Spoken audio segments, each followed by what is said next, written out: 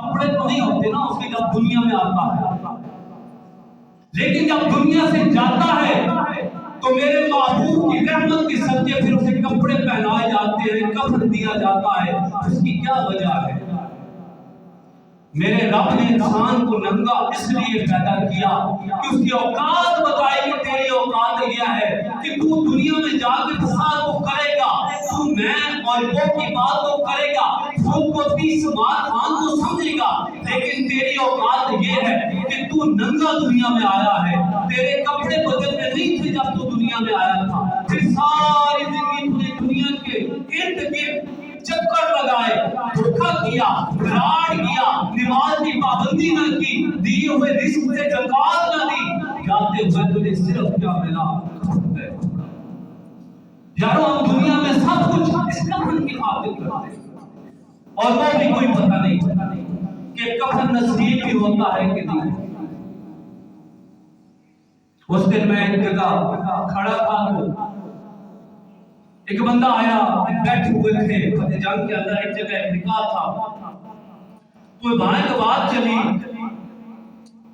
اس بندے نے کہا کہ میں جو مر جاؤں تو میرے بھائیوں میرے پیچھے آپ کیا کرو گے؟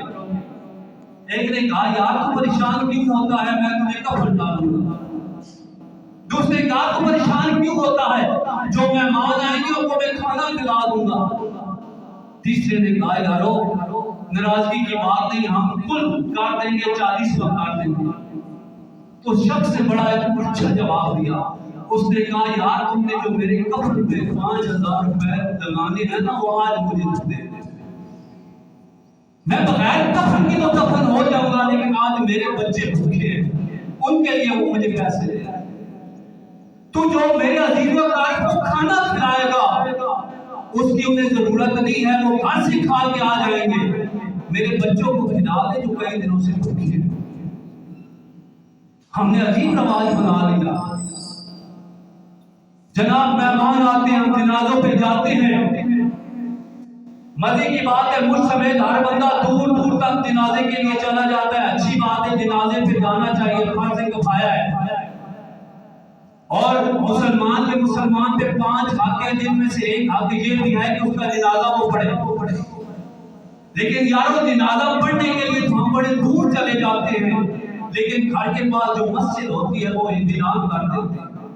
اپنے ان مسجدوں کا حال دیکھیں، مسجد ہم سے پوچھ رہی ہیں کہ کہاں کیا ہوا آج کا مسلمان جو رمضان میں تو مسجد کو آباد کرتا تھا، آج کدھر چلا گیا؟ یہود و نصارہ یہ بات آج بھی کہتے ہیں کہ جس دن مسلمان متحد ہو گئے فجر کی نماز کے اندر اتنے بندے ہو گئے کہ مسجد کھل ہو گئی، اس دن یہود و نصارہ کا دنیا سے نام مٹ جائے۔